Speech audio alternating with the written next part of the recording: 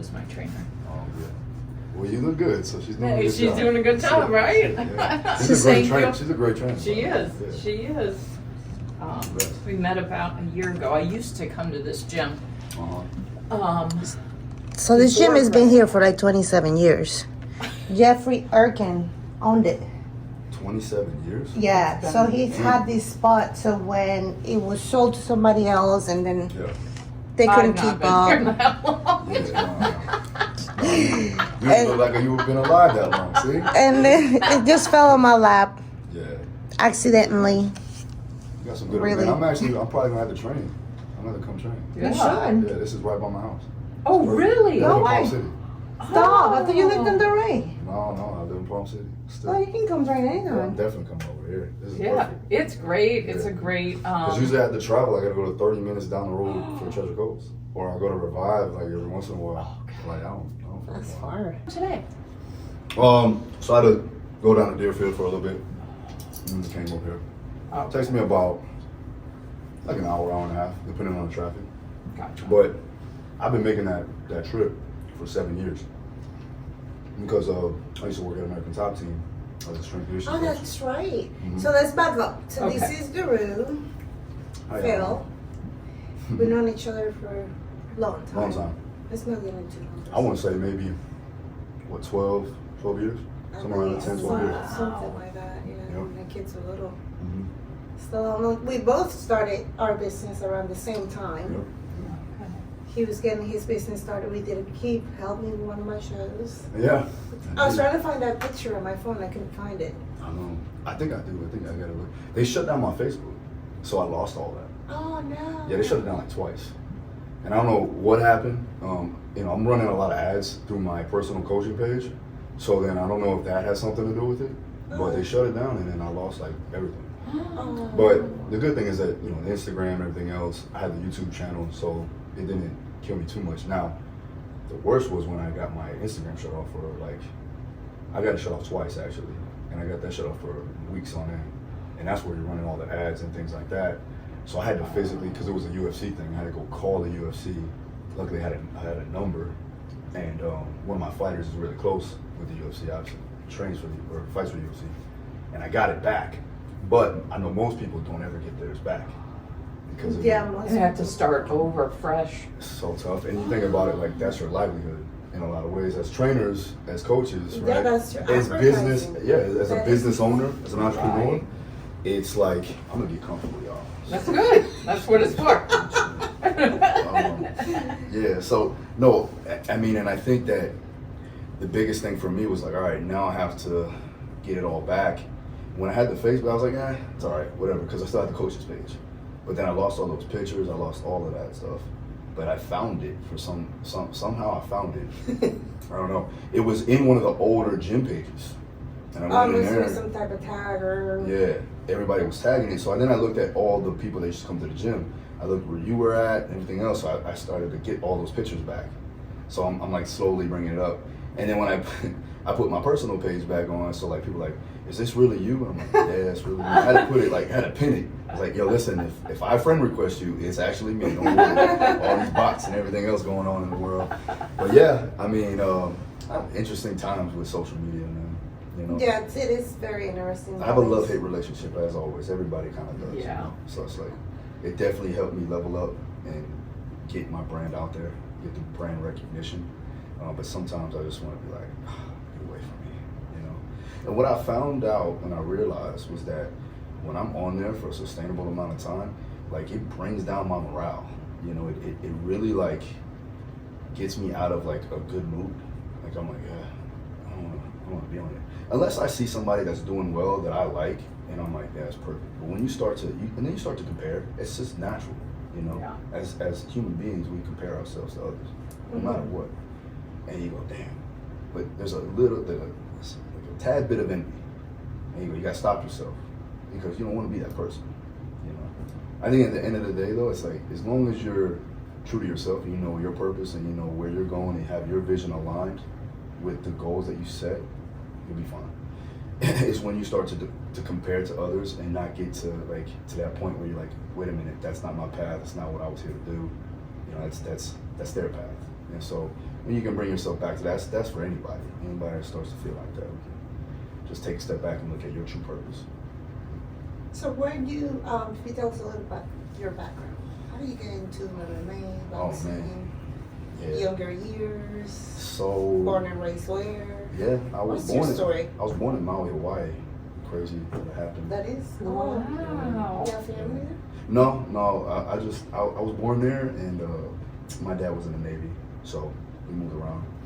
We ended up coming to Florida at I was 3 years old, 4 years old. So ended up moving to Hollywood Beach, Florida. Rough beginnings, after he got out of the Navy, he got benefits down the line, but we were in a tough situation. I think he had some issues with drinking too after he got out. Mm-hmm.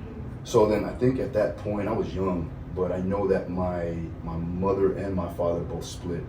So I was living with my mom for the most early years of my life, and she was getting ready for the fire department. It's actually I told this story to somebody today. It was funny, but yeah, she was getting ready for the fire department. It was the first time that I kind of had my training world, built into me. I was pushing her and making her run upstairs and stuff. So it's the first time I actually was a trainer at 4 years old. I don't think I was doing anything. I didn't know anything. But she was pulling me on my bike. And I was screaming at her, let's go, all that. And it's kind of thrusting me into the world of coaching and training to that degree, and kind of came full circle, later on. But yeah, so we lived in some bad areas, lived in some hotels, things like that, had to get it together. Eventually, we moved up more north to Broward, more North Broward County area. And then, I just always was in martial arts, or that's one thing that my parents did do. They always kept me doing something. I was always occupied with some sort of sport or activity, so I didn't get fully engulfed in the street life, Again, that comes full circle later on, and it kind of did drag me down a little bit, but I was able to get out of it, and I'll talk a little bit about that. But, the thing that I was really focused on was competing and playing football, and that was where I started to really want to get bigger, stronger, faster, and try to get in the weight room. My grandfather was the first person to bring me to a Gold's Gym, and he was 72 years old, and he started training after he had a massive stroke, heart attack. Had a massive heart attack, and he was like, you know what?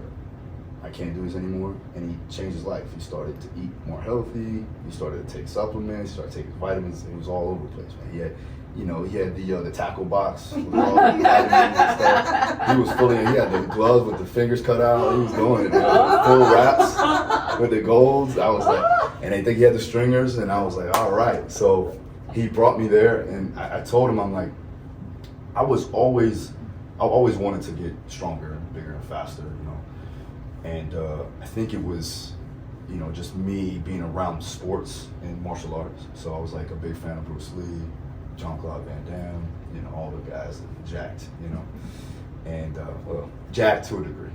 And then Arnold Schwarzenegger came out, and I got the Encyclopedia of Bodybuilding. I was like, damn, I want to do that, but I also want to be mobile. So I had these two conflicting sides where I'm I want to get bigger, but I want to stay mobile. So that's when I started to realize how we can implement both. And I was 10, 11 years old at that time. So then I started to read, I started to get more in tune with strength training. So fast forward a little bit more, and I started to get into Louis Simmons, Westside Barbell, which is strength training mecca, right? So I started looking into his stuff and looking into the old Russian Soviet text, and starting to see how they program and how they periodize their training. I got really into that, and then I started running the programming for my high school football team. So, because what I saw was that there was a void missing. They were just running 5x5s and things like that, and kind of just trying to build as much hypertrophy as possible, but there was no peaking phases, there was no in-camp phase, there was nothing. So I went up to my coach, and I was like, Coach, I could probably do this better. And I'm a freshman in high school. I was like, I could probably do this better. You want me to take this over? And he was like, and this guy, he coached at Nebraska, so he knew what he knew what he was doing from the football side, just not in the strength and conditioning, and it was fairly new. So let me take it over, and then all the numbers went up within the first month, and so I was able to really get into it, and I really didn't know as much. Obviously, fast forward 3 more years, and I'm now I know even more, and then a few more years I know even more and more. Then, you know, I got a scholarship to play football. If you want me to go through the whole thing, this will be a long day. You know what I mean? So, you know, long story short, I did get in some trouble when I was 16 years old, you know, selling drugs and, you know, doing the dumb stuff. You know, can I curse on here? Is it Yes. Oh, yeah. Okay. Doing the dumb shit. And, yeah, so I ended up facing a charge that was, you know, potentially could give me 60 years in prison. Right? So, at that point, I was getting highly recruited as a football player. So I had, you know, offers and letters from Clemson, from Rutgers, you know, Michigan State, everywhere. But I got locked up, and then I went through this whole thing. I was locked up in the detention center. It's like kiddie jail, and was there for like 21 days. And usually, you do your 21 days as a kid, you get slapped on the wrist, and you go back. You may take some probation or whatever. But the 21 days after that 20th day, I was like, oh, I'm getting out. We're gonna start over, like whatever. Going back into the season, because this was around it was like January, no. It was right after the season, so it was like November, December. It was right around my birthday. And right at the 20 days, they were like, no, you're getting direct filed as an adult. You're going to the county jail. And I was like, oh shit, it's real. So then I'm in the van. They take you to the county, and it's like getting, you know, everything, you know, situated. You know, they take a picture, tell you to bend over, all that bullshit, and you go, well, all right, now it's real. So You were 16. I was 16, yeah, 16 years old. And so they have a spot. It's like the 5th floor where they have all like younger kids, but primarily like 18, 19 years old, maybe some are 20. They're not 21 yet, right? So they keep us in a separate pod.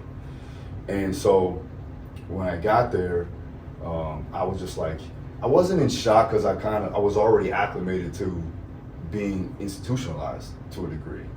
Whereas like I've already been through that. Now it's just a little bit easier because you're not in, like I was in solitary confinement. So you're stuck in it for 21 days? For longer this time.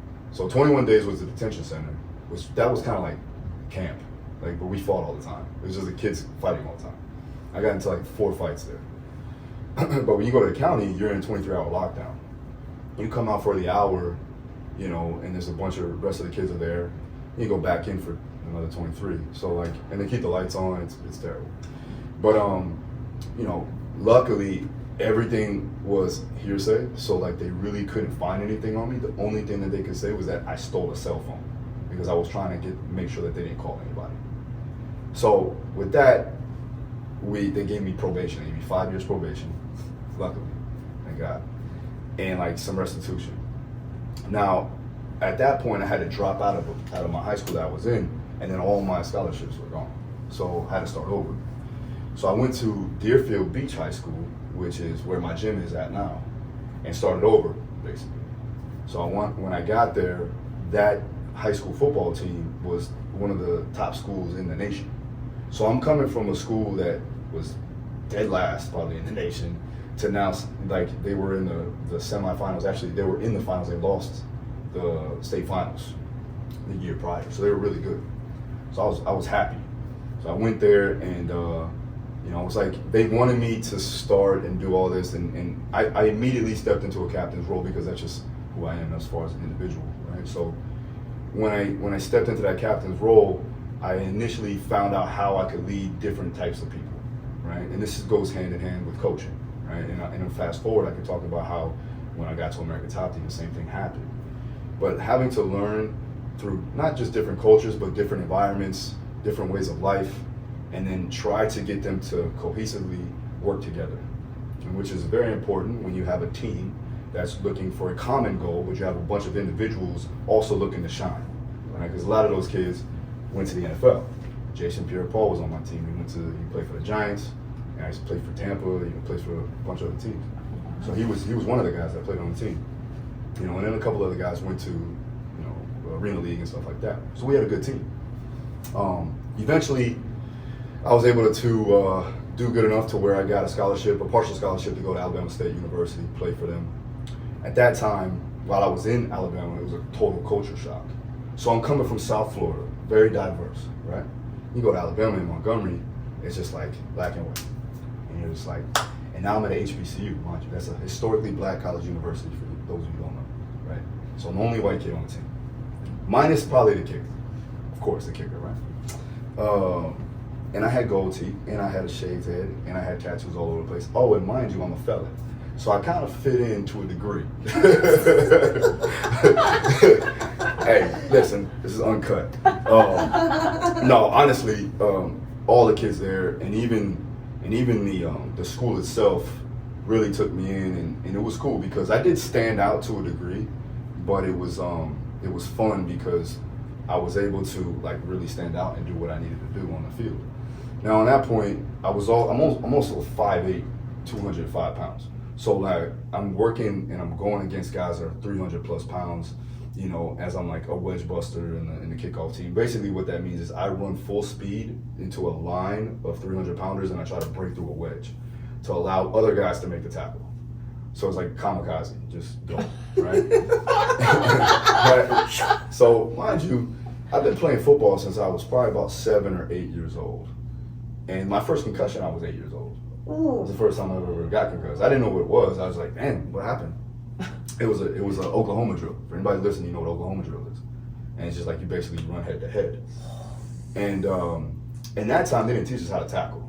It was just like put your head down. We actually had, it was like a prize thing. Like the more scars you had on your helmet, like the better you were or something like that, or the harder you were. But that's, you look at it now, you're like, damn, that was stupid. You should have no cuts on the helmet, you know. But yeah, that's what it was. And I remember in high school, like, you know, taking hits and giving hits out, and not knowing if I was on the field or if I was on the sidelines, and vice versa. Like when I was on the sidelines, I thought I was on the field, and if somebody was talking to me, I wouldn't know where I was. And this was like multiple times. This was like, yeah, not only in the games but in practice.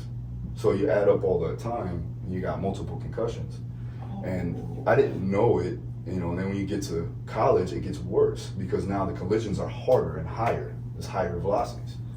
So going head to head with a 245-pound fullback on the line, like for like 5 to 6 plays back to back to back to see who can stop and who can win, basically, who can compete at that level. And I wasn't gonna quit. The guy that I was going against was a junior, so I was fighting for a position. So now I had to beat the fullback in order for me to take his position. So I'm gonna do what I can, do what I have to try to make that position happen. And ended up getting like pinched nerves down the back of my spine and throughout my shoulders, throughout my arms. This goes full circle later on. But at that point though, back home, my family left Pompano Beach, which is like right by Deerfield, and moved up to Port St. Lucie. And because of the fact that there was a time, I think this was right around the housing market was crazy. It was like 2008, so like shit was bad. And so there was a lot of foreclosures. So they moved up to Port St. Lucie, got a foreclosed home, and just stayed. And so when I got here, I was like, there's nothing here. I was like I would come home for like break, and I'd be like, this place sucks. I was like, this is worse than Montgomery. And I was like, I'm leaving. I'm never coming here. Like I'm never gonna be here. And so I go back, and then I ended up. So my mother ended up developing lupus, which is an autoimmune disease. Yeah. And so I mean it's deadly. And unfortunately, you know, throughout time, she's gone now. So we lost her 2-3 years ago, and then my father too as well right after, actually right before. So my father died, and then my mother died 2 months later. Oh my goodness. But at that time, she was going through it. There was a lot of issues. She couldn't work. My father just got into a bad car accident, so he couldn't work. He was on total disability, so there was really no money coming in. And my sister, she's 10 years younger than me. So like I used to take care of her. So now I'm like torn between like, do I stay and, you know, keep like pursuing my dream, or do I come back and try to help my family? And I was juggling this for a long time. I was getting injured a lot, you know, just going through practice. And I think one practice was right before a game. We did a walkthrough, and I got into a fight with one of the players. And they kicked me off the field, and I was just aggravated. And I called my mother, and she was sick. She was like down. So I was like, "What's going on?" She's like, "I can't move. Like, I can't do anything. Like, we're probably gonna lose the house." I was like, "Ugh." So that morning, I went to the coach's office, and I was like, "I can't stay." He's like, what do you mean? He's like, I gotta go. He's like, what do you mean? Like, you're on a partial scholarship. Like, you could potentially have a full ride. What are you talking about? And I was like, unless you're gonna give me some money, like, I gotta go. And he's like, well, I guess you gotta do what you gotta do. And I was like, perfect, I'm out. So I got out of there and went back home and went to Port St. Lucie, and then I was like, I'm back in this shit. Here we go. So at the same time, I was well, then I met you, so that was perfect, right? I met Greta, so it was all good. But when I got here, I was like, man, I still want to compete, I still want to do something, but I also need to make money. So I was like, I was going to, remember TNT was running? Yeah. I went to TNT. It's a gym in Port St. Lucie. Yeah. And I went to TNT and I was like trying to find a job. Because at the time I still got like most of my credits done, and I finished up at IRSC. So once I finished that up, I had an exercise science degree. And also I took some credits at Kaiser. Kaiser's crazy expensive, but took some credits there because I needed to have a way to like be able to still go to school but still be able to work, right? So I was trying to manage time, and also I wanted to compete because I was boxing on the off season in football. So then I was like, all right, I'm still doing martial arts, but I want to box now. It's funny, because I'm like, oh, I got injured doing football, and I'll just go and box or do a combat sport. Just like, whatever. Shit or something. Yeah. I didn't know what the hell I was thinking. But yeah, the only gym was that was a boxing gym was in Vero Beach. You guys know how far that is. And I had no money, so I'm like, I can't make it there. And I'm trying to train like 2 times a day. Maybe that's just me. So I did some research, and I found out that there was an American Top Team affiliate gym owned by Dean Thomas, who was basically the one guy from Port St. Lucie that made it to the UFC. So I found that guy, and luckily I knew what American Top Team was because the HQ was in Coconut Creek, which is around Broward County, so I knew about it. And I was at that time, going in school, we'd watch UFC fights, we'd watch The Ultimate Fighter, so I knew about it. Then I go, his gym was St. Lucie West. So I drove up there, and I came up behind him, I'm like, yo. And he's like startled, and I'm like, he's like, what's up, man? I go, I wanna train, I wanna fight. And he goes, like one of those, another kid telling me he wants to fight again, right? So he's like, yeah, man, whatever, just come in, try a class or whatever. And then I didn't know this, but at that time, but now, so they told me that Dan Donaldson, who was the manager there, he told me. Rise to Warrior. Yeah. Okay. So I was on the first Rise of War as a main event. Oh. So like That's funny. Yeah, he told Dan to kick me out. He's like, get him out of here. He's like, let him do a class and then kick him out. Oh. Literally. And then Dan was like, he seen me do the class, and he told Dean, he was like, nah, man, keep him. He's got talent. So it was funny, like how, he still kept me. And then now me and Dean are close. Like we've done a bunch of things together. That's awesome. So, then I started training, and I was still coaching people I was sneaking people to go in Gold's gym. But TNT wouldn't let me train anybody because I had a felony. So I ran them through a personal training assessment. This is where I was super green. This is the first time I ever trained anybody like that, And he's like, you did great, man. And I was like, the only thing is we found out that you're a felon. We can't hire you. And I was like, just deflated. I was like, oh man, I don't know what I'm gonna do. So then I was just like, forget it. I'm just gonna hustle, just like I did before when I was a kid. So I was sneaking people into Gold's Gym, LA Fitness, whatever I could do, training them at the MMA gym. $20, $30 a head. And then I was training for fights at Samson's Strength and Conditioning with Tony Montgomery. And Tony had a strength and conditioning gym that was in St. Lucie West. So I'd go there and I would train for my fights. And I went to this gym and it was just my style because it had, all the powerlifting equipment, all the strongman equipment. It looked like the space that I grew up watching to train at. And I was like, oh, this is perfect. And he had some high school and college kids that would come in and train. So it just worked out. And then eventually Tony was like, yo, you want to start training people here? And I was like, absolutely. So then I did, independent contractor deal. We did that for a while. And then I just built up, clientele base. From there, I was like, it doesn't make sense for me to pay rent. I might as well just open up my own spot. And that's when I opened up the spot in Bayshore and built one. It was like 800 square feet. It was nothing. It's like my studio was. It 800 was square feet. small, man. So, And it looked so big at the time. well, no, the one that you went to was the 1,900 square feet. Oh. And then from there, I went to 11,000, and that's when we really started working. So it went from like 6 months, actually, I think it was probably closer to 3 months, left the 800 square feet because I was busting out the seams, and I had no equipment in there. Like, I would run boot camps with nothing. Like, I had a battle rope, I had a sledgehammer and a heavy, like a tractor tire. I think I had dumbbells from like 10 to 50 pounds from Al. That he gave them to me. He was Al gives everybody here. He Yeah. gave me the Yeah. Stairmaster. Yeah. That Stairmaster. That's him. He gave it to me when I moved here. Did he really?